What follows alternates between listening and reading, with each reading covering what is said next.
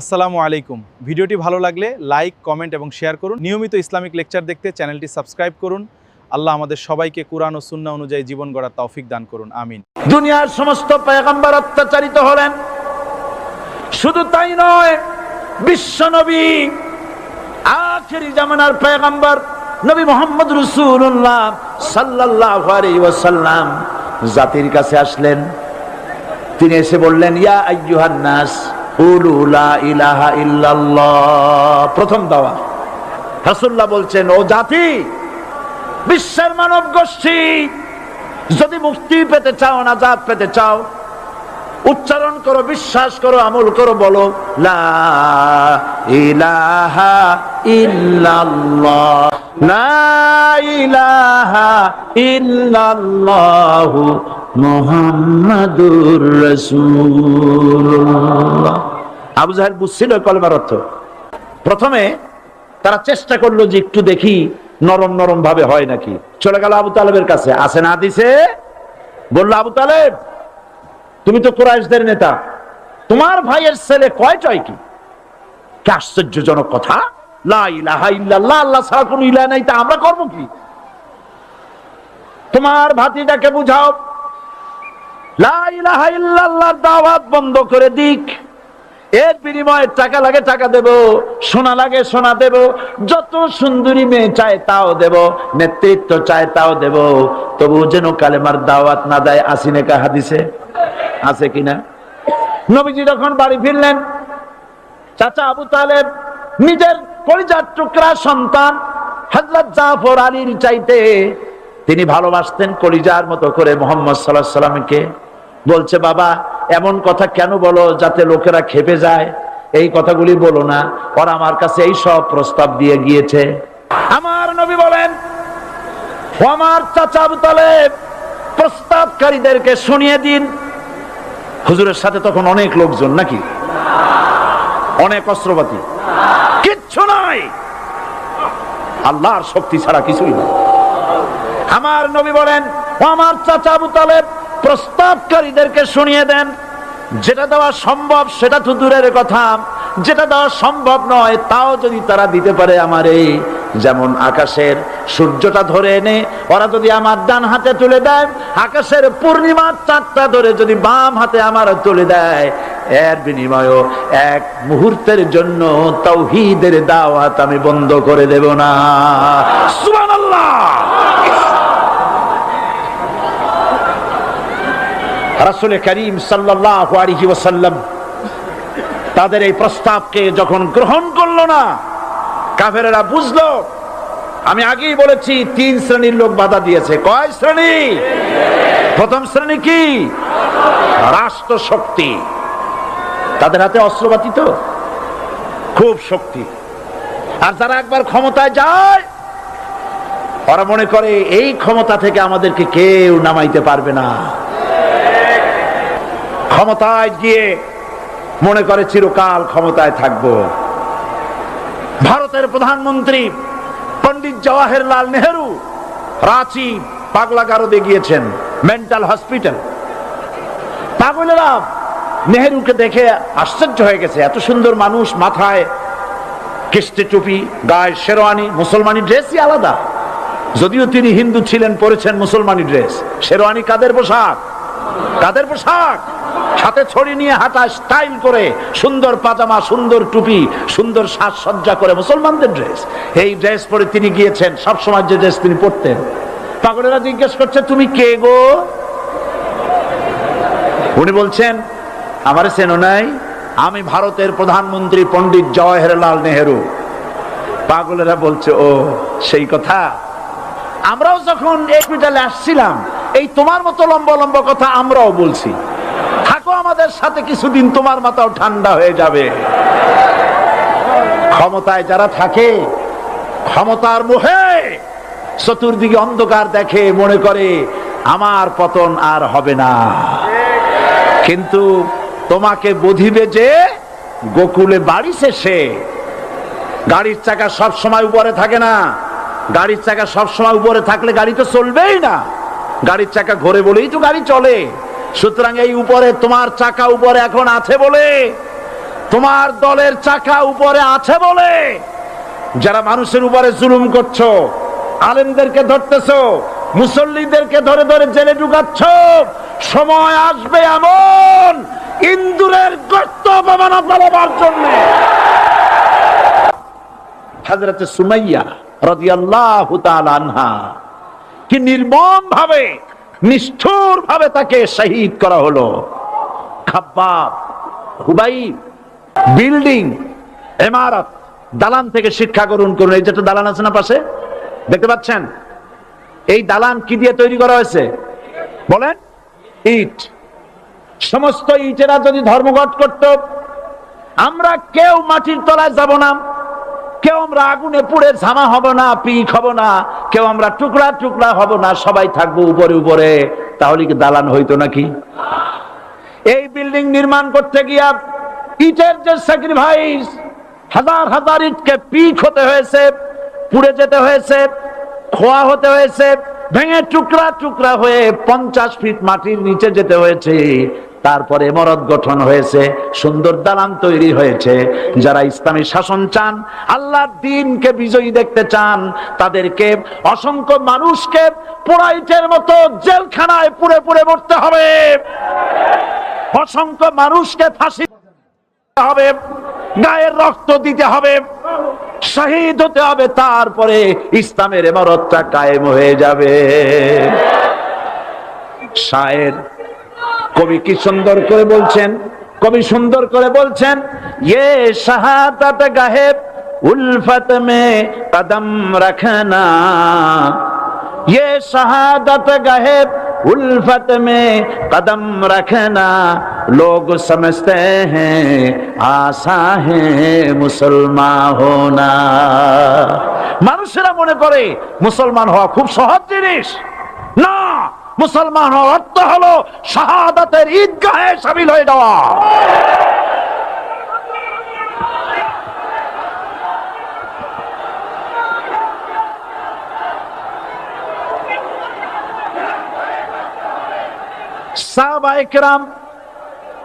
সাহাবায়ে কেরাম মার খেলেন, এবার স্বয়ং আল্লাহর নবীর গায়ে হাত তুলল। আবু জাহেল এসে হুজুরকে মারলেন, গলায় চাদর দিয়া এমন জোরে টান মেরেছে, রাসূলুল্লাহ পড়ে গিয়েছেন। হাদিসে এসেছে হুজুরের চোখ মোবারক ঠিকরে পড়ে যেতেছে, চেহারা মোবারক লাল হয়ে গিয়েছে, জমিনের উপর আছাড় মেরে ফেলেছে। রাসূলের এই অবস্থা দেখে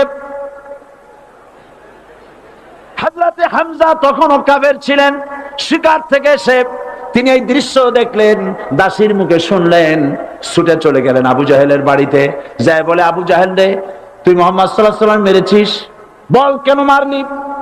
এমন ভালো মানুষ তো জীবনে চোখে দেখি নাই, যিনি কোনো মিথ্যা কথা বলেন না, ভালো ভালো কথা বলেন, এক আল্লাহর গোলামি করার জন্য বলেন। এই সব ভালো কথা বলার জন্যই তুই তারে মারলি নাকি? আরে আবু জাহেল, তুই কি মনে করেছিস মুহাম্মদ সাল্লাল্লাহু আলাইহি ওয়াসাল্লাম তার পিতা আব্দুল্লাহ মারা গেছে বলে মুহাম্মদ সাল্লাল্লাহু আলাইহি ওয়াসাল্লাম এতিম হয়ে গেছে মনে করেছিস নাকি? জেনে রাখ, মুহাম্মদ সাল্লাল্লাহু আলাইহি ওয়াসাল্লামের পিতা আব্দুল্লাহ মারা গেছে, কিন্তু চাচা হামজা তো মরে যায় নাই। হাতের ধনুক দিয়া এমন জোরে আঘাত মারলেন, আবু জাহেলের মাথা ফিনকি দিয়ে বেরিয়ে এলো। হযরতে হামজা ঘরে ফিরে এসে রাসূল করিম সাল্লাল্লাহু আলাইহি ওয়াসাল্লামের মস্তক মোবারক কোলে উঠায় নিলেন আর বললেন, বাবা, তোমাকে মেরেছে বলে আমি আবু জাহেলের মাথাটা আসছি, তুমি খুশি হও? হুজুর বলছেন, চাচা, কার মাথা এইটা বলে আমারে খুশি করতে পারবা না। হযরতে হামজা বলেন, তুমি কি হলে খুশি হবে? হুজুর বলেন, হামজা চাচা গো, আমি খুশি হব যদি একটিবার চাচা তোমার মুখে শুনতে পাই ঈমানের কালেমা। হযরতে হামজা বলেন, মুহাম্মদ সাল্লাল্লাহু আলাইহি ওয়াসাল্লাম, আমি বুঝতে পেরেছি তুমি কোনো সাধারণ মানুষ নয়। সাধারণ মানুষ হলে পরে তুমি প্রতিশোধে বিশ্বাসী হতে, খুশি হতে। প্রতিশোধে বিশ্বাসী হও নাই, তুমি অবশ্যই আল্লাহর নবী, কোনো সন্দেহ আমার নাই। তুমি সাক্ষী থাকো, আমি পড়ে নিলাম, লা ইলাহা ইল্লাল্লাহু মুহাম্মাদুর রাসূলুল্লাহ। আমার আল্লাহর ওয়াদা শুনুন, ولا تهنوا ولا تحزنوا وأنتم الأعلون إن كنتم مؤمنين। মুমিন যদি হও আমি তোমাদেরকে বিজয় দান করব। সুবহানাল্লাহ বলেন। আজ যদি আমাদের উপরে বিপদ এসে থাকে তাহলে তার একমাত্র কারণ পূর্ণাঙ্গ ঈমানের অভাব আমাদের মধ্যে রয়েছে, ঠিক কিনা? আজ পৃথিবীতে সব থেকে মার খায় কারা? চিল্লায় বলো। আলজেরিয়ায় কারা? বসনিয়ায় কারা? চেচনিয়ায় কারা? প্যালেস্টাইন। আর আমি আমার অন্তরের অন্তঃস্থলের সমস্ত ঘৃণা দিয়ে আমি ধিক্কার জানাই পৃথিবীর মুসলিম শাসকদেরকে, যারা মুসলমানদের মার দেখে চুপ করে যারা বসে আছে।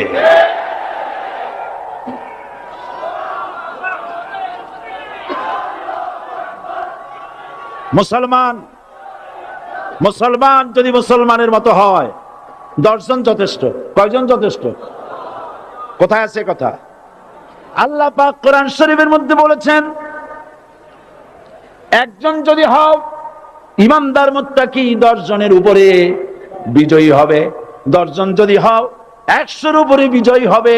100 যদি হও 1000-এর উপরে বিজয়ী করব। জোরে বলেন সুবহানাল্লাহ। কবি বলতেছেন, ফিজায়ে বদরে পয়দা কুন ফেরেশতে তেরি নুসরত কো উতর সকতে গর্দু সে কতর অন্দর কতর আবি। বদরের মুসলমানদের মতো ঈমান আনো, তাহলে আকাশ থেকে কাতারে কাতারে ফেরেশতা নাজিল করে দিয়ে আল্লাহ পাক তোমাদেরকে সাহায্য করবেন। সুবহানাল্লাহ। সে আল্লাহ আছে না নাই? জোরে বলেন, আছে না নাই?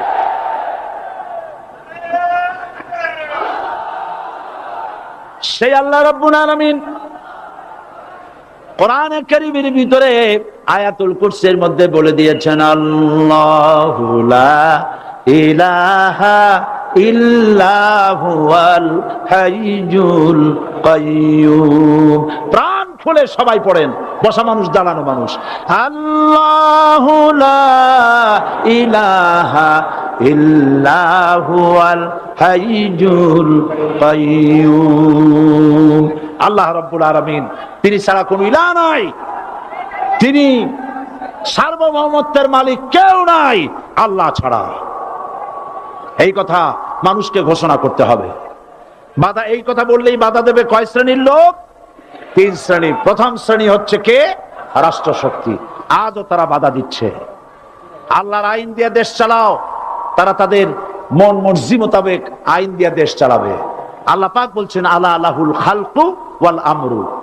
সৃষ্টি যার, আইন চলবে তার।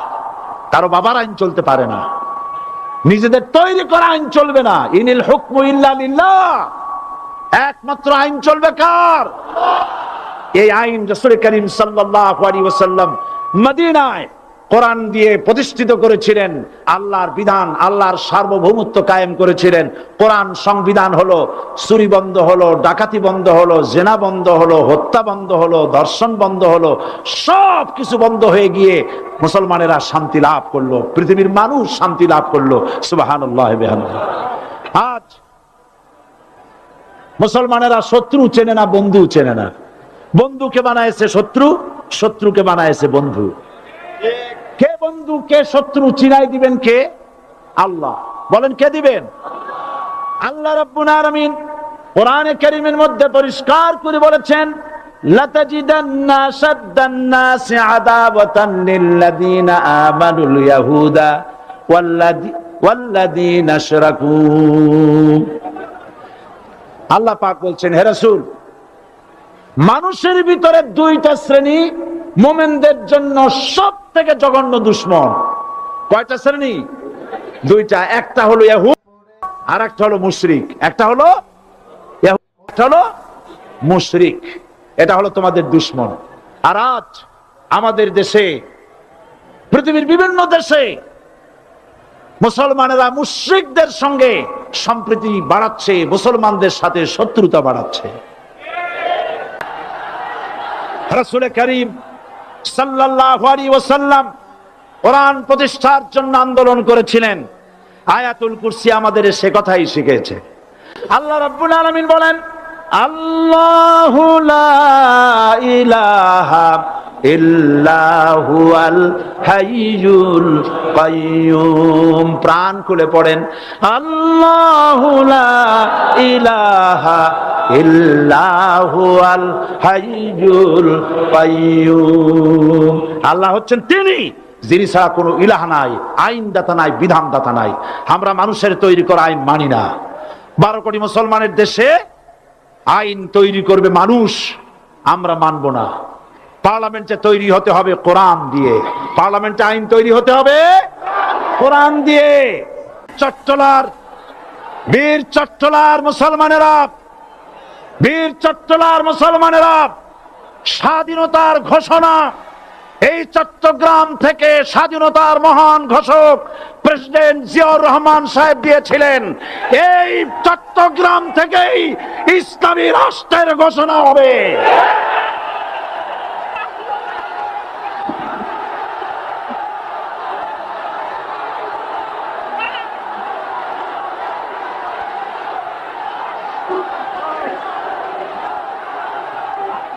আমি আশাবাদী আপনারা অবশ্যই তা পারবেন। আমি 100% বিশ্বাস করি ইনশাআল্লাহ।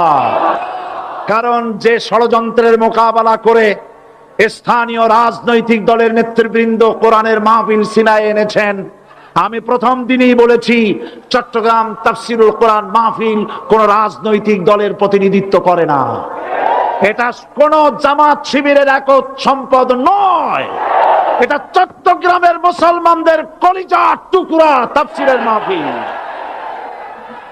সুতরাং এই মাহফিল চট্টগ্রামে থাকবে ইনশাআল্লাহ কিয়ামত পর্যন্ত। 144 ধারা 288 হয়ে গেছে, ষড়যন্ত্র পায় পায় চলে গেছে। আমি ওই সব ছেলেদের বলি, সরকারি দলের ছাত্র হইয়া মুসলমানদের বিপক্ষে যাইও না। এদেশের ভাগ হয়ে গেছে দুটো শিবির, বোঝাই যাচ্ছে। একদিকে চাটা গোলাম নাস্তিক মোরতাদ শ্রেণীর বুদ্ধিজীবী এবং তাদের মদতপুষ্ট সরকার, আর একদিকে ইসলামী শক্তি, ইসলামী দল আর দেশ প্রেমিক জাতীয়তাবাদী শক্তি। একদিকে হিমালয় পাহাড় আর একদিকে সূচো ইঁদুর। আল্লাহ বিজয় দেবে মুসলমানদের। কাদের বিজয় হবে? 3 শ্রেণীর লোকেরা আল্লাহর কালেমায় বাধা দিয়েছে। কয় শ্রেণী? একটা হলো রাষ্ট্রশক্তি, 2 নম্বরে মনে আছে ধনাঢ্য পুঁজিপতির গোষ্ঠী, ওরাও বাধা দিয়েছে। কারণ ইসলামকে বলা হয় পুঁজিবাদের আশ্রয়স্থল। নাউজুবিল্লাহ। সর্বপ্রথম ইসলাম কবুল করেছে কারা? ধনীরা না গরিবরা? কারা? গরিবেরা। সুতরাং ধনাঢ্য ব্যক্তিরা মনে করলো যে আমাদের তো সর্বনাশ হয়ে যাবে, আমরা দাস দাসী ধরে রাখতে পারবো না, আমরা মানুষকে শোষণ করতে পারবো না, যে নতুন কলেমার দাওয়াত আসছে। সুতরাং সরকারের হাতকে তারা পয়সা দিয়া শক্ত করেছে আর বলেছে যত টাকা লাগে এই লোকগুলারে ঠ্যাঙ্গান। আজও আছে কিনা? তা আছে কিনা? 3 নম্বরে বাধা দিয়েছে ধর্মের নামের এক শ্রেণীর কায়েমি স্বার্থবাদী শক্তি, যার সম্পর্কে সূরা তাওবায় আল্লাহ পাক বলেছেন ইন্না কাসীরাম মিনাল আহবারি ওয়ার রুহবান লা ইয়াকুলুনা আমওয়ালান নাস বিল বাতিল ওয়া ইয়াসুদ্দুনা আন সাবিলিল্লাহ। ইহুদি আহলে কিতাবদের মধ্যে এক শ্রেণীর বুজুর্গ ধরনের লোক, দরবেশ জাতীয় লোক, যারা নাকি মানুষের সম্পদকে বাতিল পন্থায় ভক্ষণ করে, ওয়াসুদ্দুনা আন সাবিলিল্লাহ, এবং আল্লাহর রাস্তায় চলার জন্য মানুষকে বাধা প্রদান করে। এত বড় বিশাল মাহফিলে আপনি দাঁড়ায়া কোন মানুষকে কষ্ট দিবেন না, জায়েজ নাই। মুসলমানদেরকে কষ্ট দেওয়া কবিরা গুনাহ। বুঝতে পেরেছেন? যে যেখানে দাঁড়িয়েছে আপনারা বসা মানুষেরা তাদেরকে বসায় দেন। সুতরাং এই কালেমার দাওয়াত যখন হযরতে মূসা আলাইহিস সালাম দিলেন, ফিরআউন বলল আমি তো জানি না যে আমি ছাড়া আরো কোন ইলা আছে, আইনদাতা তো আমি, তুমি নতুন কোথা থেকে আইনদাতা নিয়ে আসছো? ফেরাউন বলছে, দেখো আমারে বাদ দিয়া যদি অন্য কাউকে ইলাহ বলে তুমি মানো, আর সেই শিক্ষা যদি যে জাতিকে দাও, তাহলে আমি তোমাকে ধরে লাআজআলান্নাকা মিনাল মাসজুনিন, আমি তোমাকে কারারুদ্ধ করব, আমি তোমাকে জেলখানায় ঢুকিয়ে দেব। রাষ্ট্র শক্তি প্রথম বাধা দিল কারা? বলেন সবাই। সেই বাধা কি ওখানে শেষ হয়েছে না এখনো আছে? আছে কিনা জোরে বলেন। আমি তোমাকে জেলখানায় ঢুকাবো। হযরত মুসা আলাইহিস সালাম বলেন, ফেরাউন রে, জেলের ভয় আমি করি না, আমার কি জেলের ভয় দেখায়া লাভ নাই, আমি আল্লাহ পাকের পয়গম্বর। হযরত মুসা আলাইহিস সালাম, ফেরাউনের দলবল আছে, লোক লস্কর আছে, তার অস্ত্রের অভাব নাই। আল্লাহ রাব্বুল আলামিন মুসা আলাইহিস সালামের কাছে একটা অস্ত্র দিয়া দিলেন। দিছিলেন কিনা? দিছিলেন কিনা? আল্লাহ পাক হযরত মুসা কি বলেছেন? ওয়া মা তিলকা বিয়ামিনিকা ইয়া মুসা, মুসা রে তোমার হাতে ওটা কি? মুসা আলাইহিস সালাম বললেন, এটা লাঠি। আল্লাহ পাক বললেন, ফেলে দাও লাঠি। লাঠি ফালায় দিলেন। কি হয়ে গেল? হিয়া হাইয়াতুন তাসআ, লাঠি পড়ে সাপ হয়ে গেল। সাপ দেখে নবী হোক, ওলি হোক, সাহাবী হোক আর আলেম হোক, সাপ দেখলে ভয় করে না মানুষের? মুসা আলাইহিস সালাম ভয় পাইছে। আল্লাহ রাব্বুল আলামিন হযরত মুসাকে শোনায় দিলেন, খুযহা ওয়া লা তাখাফ সানুঈদুহা সিরাতাহাল উলা, খোঁজ, ধরো, লা তাখাফ, ভয় পেও না। আল্লাহ বলছেন ধরো, ভয় পেও না। ধরার সঙ্গে সঙ্গে স্বাভাবিক অবস্থায় ফিরে আসবে, আবার লাঠি হয়ে যাবে। এখন আল্লাহ বলছেন ধরো, মুসা আলাইহিস সালাম কি ভয় পাওয়া উচিত হবে? উচিত হবে? মুসা আলাইহিস সালাম কি ভয় পাইছিলেন? কারণ হচ্ছে এই দুশমনের শক্তিটা খুব বড়ই দেখা যায়, মনে হয় যেন অনেক বড়, কি জানি কি। আল্লাহ পাক বলছেন, ইন্না কাইদাশ শায়তানে কানা দাঈফা, শয়তানের চক্রান্ত যতই তুমি মনে করো অনেক ষড়যন্ত্রের জাল বিস্তার হয়ে আছে, আল্লাহ কয় কিছুই না, দাঈফা, অত্যন্ত দুর্বল। আল্লাহ পাক বললেন ধরো। মুসা আলাইহিস সালাম সাপ ধরলেন, সঙ্গে সঙ্গে লাঠি হয়ে গেল। ফেরাউন বরদাস্ত করলো না, রাষ্ট্রশক্তির পক্ষ থেকে আক্রমণ শুরু হলো। অপরাধ কি? মুসা আলাইহিস সালামের অপরাধ কি? কি অপরাধ?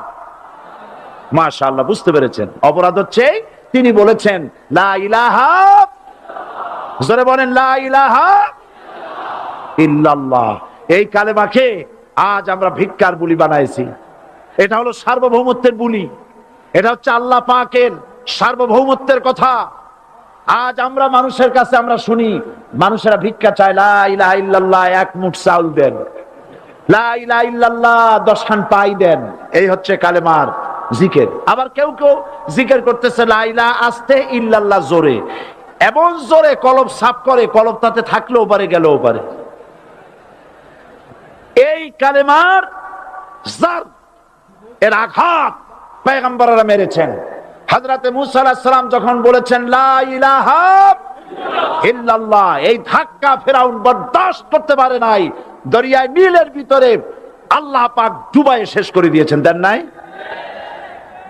হযরতে মুসা আলাইহিস সালাম, তার উম্মতেরা দরিয়ার পাশে বসে দ্বীনি কথাবার্তা বলতেছেন। এমন সময় ফেরাউন, তার শত্রু হচ্ছে মুসা আলাইহিস সালাম। শত্রু কেন? মুসা কি ফেরাউনের পাকা ধানে মই দিয়েছে নাকি? বলেন আপনারা। তার হালের গরু পিটায় মারছে নাকি?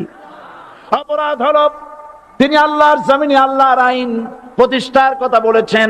এই শুধুমাত্র এই অপরাধে ফেরাউন তার দলবল নিয়ে 3 দিক থেকে আক্রমণ করেছে। মুসা আলাইহিস সালামের উম্মতেরা ভয় পেয়ে গেছেন। তারা বলছেন ইন্না লামুদরাকুন, আমরা পাকড়াও হয়ে গেছি। 3 দিকে সাঁড়াশি আক্রমণ, তিন দিকে শত্রু, একদিকে দরিয়া, পালাবার রাস্তা আছে? হযরত মুসা আলাইহিস সালাম ভয় পেয়ে গেলেন, সারেন্ডার করলেন না। হযরত মুসা আলাইহিস সালাম বললেন, কাল্লা, কখনো নয়, ভয় পাওয়ার কোনো কারণ নাই। রব্বি সায়াহদিন, অবশ্যই আমার রব আমার জন্য রাস্তা করে দিবেন। ভয় পাইও না, আমার রব রাস্তা করে দিবেন। আল্লাহ রাব্বুল আলামিন হযরত মুসা আলাইহিস সালামকে অর্ডার করলেন, হাতের লাঠি দিয়া দরিয়ার উপরে আঘাত করো। হযরত মুসা আলাইহিস সালাম দরিয়ার উপরে আঘাত করলেন। রাস্তা ছিল দরকার একটার, এক বাড়িতে আল্লাহর হুকুমে লাঠি দিয়ে একটি আঘাত করার সঙ্গে সঙ্গে হযরত মুসার তার সঙ্গী সাথী দরিয়া পার হওয়ার জন্য দরিয়ার মধ্য দিয়ে আল্লাহ 12টা রাস্তা পয়দা করে দিলেন। সে আল্লাহ আছে না নাই? এত আসতে বলেন কেন? ভয় পাওয়ার কারণ আছে? রাষ্ট্র শক্তি বাধা দিয়েছে সমস্ত নবীদেরকে। কেন? নবীদের চরিত্র খারাপ? জোরে বলেন, নবীদের চরিত্র খারাপ? নবীদের চাইতে মাসুম, বেগুনাহ, উন্নত চরিত্রের মানুষ আল্লাহর আকাশের নিচের জমিনের উপরে আর হয় নাই। তোমরা যে সামনে তাদের পিছনে দৌড়াও, অমুকের সৈনিক, নেতা নেতা করে মরো, এইসব নেতা যাদের পিছনে দৌড়াও, এই নেতাগুলি, আমি জিজ্ঞেস করি আপনাদেরকে, এই নেতাগুলি জীবনে একবারও জেনা করে নাই? এ ব্যাপারে অনুসারীরা আপনারা কি নিশ্চিত? মিথ্যা কথা জীবনেও কয় নাই, প্রতারণা করে নাই, ঠাট্টা করে নাই, বিদ্রুপ করে নাই, মদ খায় নাই, মানুষ হত্যা করে নাই। কিসের নেতা? নেতা হচ্ছেন সেই ব্যক্তি যিনি বলেছেন, ও আমার স্ত্রীরা, ও আমার সাহাবীরা, রাতের আধারে আমার মধ্যে যা আচরণ দেখতে পাও, দিনের আলোতে আমার মধ্যে যা দেখতে পাও, সবগুলি খুলে খুলে মানুষের কাছে বলে দাও। তার নাম বিশ্বনবী মুহাম্মদ রাসূলুল্লাহ সাল্লাল্লাহু আলাইহি ওয়াসাল্লাম।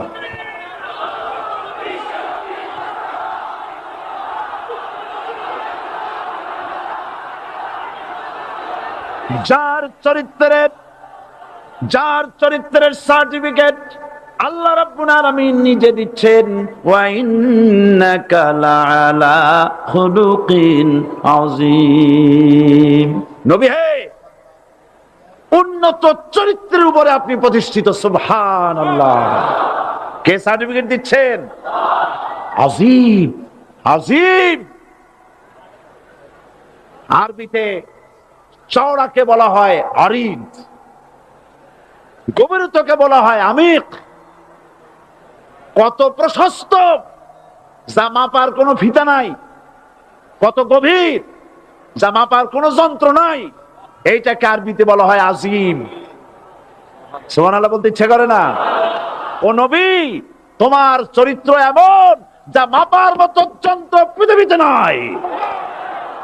এই সার্টিফিকেট দিলেন কে? সমস্ত নবীরাই চরিত্রবান, নবীরা মাসুম, বেগুনাহ। সুবহানাল্লাহ ওয়া বিহামদিহি। সেই নবীরা মার খান নাই? খেয়েছেন কিনা বলেন? কারা মেরেছে? রাষ্ট্র শক্তি। কারা মেরেছে? কারণ নবীরা বলেছেন, লা ইলাহা ইল্লাল্লাহ। পড়েন সবাই, লা ইলাহা ইল্লাল্লাহ। আপনিও যদি নবীদের মতো, সাহাবীদের মতো বুঝা এই কলেমার দাওয়াত দেন, বাধা আসবেই। বোঝাবুঝির ব্যাপার, বুঝতেই সারল। কত মাহফিল হয় বাংলাদেশে, হয় না? কোনো বাধা নাই, ঠিক কিনা? কত পূজা হয়, পার্বণ হয়, গান হয়, থিয়েটার হয়, গুনাহগার বিবির গান হয়, কত কিছু হয়। কোনো বাধা আছে? তাফসীরের মাহফিলে বাধা। কারণ ওরা বুঝতে পেরেছে এ তাফসীরের মাহফিলে গাজীর গীত হয় না, এ তাফসীরের মাহফিলে আল্লাহর সার্বভৌমত্ব কায়েমের আন্দোলন চলে।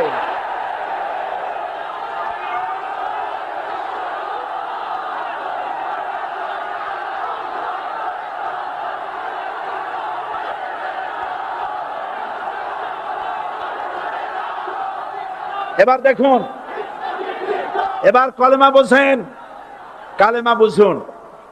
বঙ্গভবনের সামনে দাঁড়ায়া, গণভবনের সামনে দাঁড়িয়ে আপনি যদি কালেমার জিকির করতে থাকেন, লা ইলাহা ইল্লাল্লাহ, লা ইলাহা ইল্লাল্লাহ, লা ইলাহা ইল্লাল্লাহ, লা ইলাহা ইল্লাল্লাহ, 2-1 ঘন্টা, 2-4 ঘন্টা, দেখবেন অফিসাররা এসে বলবে, না জানি কোন খাজা বাবা আসছে, আসেন আসেন, নিয়ে খাইতে দেবে, হাদিয়া দেবে। যেহেতু যিনি পড়তেছেন উনি বোঝেন না কি বলতেছেন, আর যারা দাওয়াত দিয়ে নিয়ে গেল ওরা টের পাই নাই যে কি কি শুনে দাওয়াত দিতেছে। কিন্তু আপনি যদি বঙ্গভবন, গণভবন, সেক্রেটারিয়েট আর পার্লামেন্ট এর ভিতরে ঢুকে যদি বলেন, কোন মানুষের তৈরি করা আইন মানি না, কোন সরকারের সার্বভৌমত্ব স্বীকার করি না, কারো বিধান মানি না, কারো তৈরি করা আইনের সামনে মাথা নত করি না, আল্লাহ ছাড়া কারো বিধান মানি না, হাদিয়া আসবে, খাইতে দেবে, পকেটে টাকা দেবে, খাওয়াবে এক জায়গায় নিয়ে, কোন জায়গায়? লাল দালানে। বোঝাবুঝি পয়গম্বরেরা দাওয়াত দিয়েছেন আয়াতুল কুরসি ফরজ নামাজ পড়িয়া। দেখছি অনেকেই জামার বুতাম টুতাম খুলিয়া তারপরে জোরে একটা ফু দেন। অসুবিধা নাই, ফু আপনি দেন, কিন্তু কি পড়ে ফু দিচ্ছেন আপনি কি বুঝছেন কিছু? সুবহানাল্লাহ। বুঝলি কি এই চেহারা হয়? এতগুলো মানুষ লাগে নাকি বিপ্লব করতে, কালেমার রস কায়েম করতে? 313 জন মুসলমান যথেষ্ট পৃথিবীতে।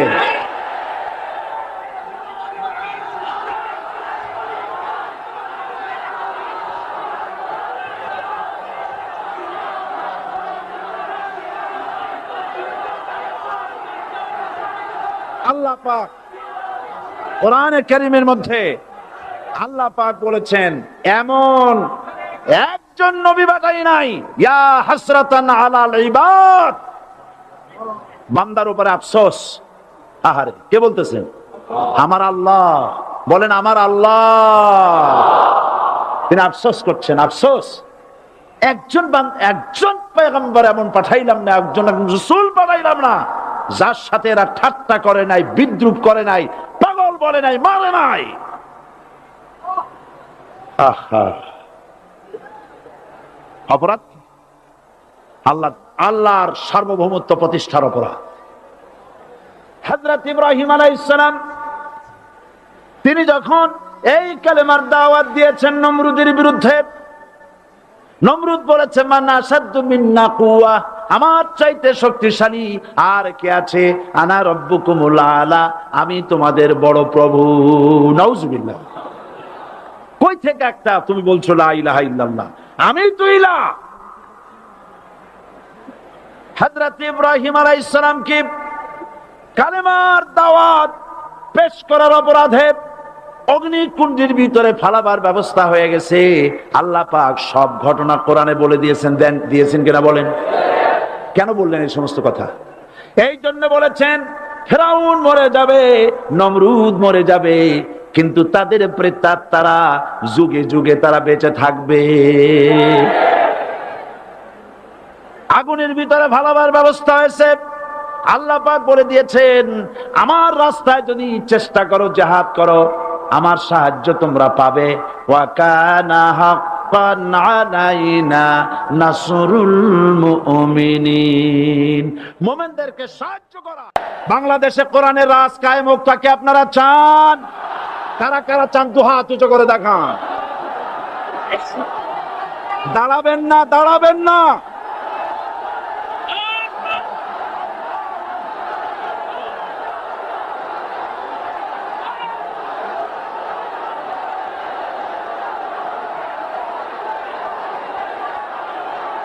বসুন, বসুন, আবার বসেন, বসুন। জোরে সরে জিকির করেন, লা ইলাহা, আরো জোরে, লা ইলাহা, লা ইলাহা,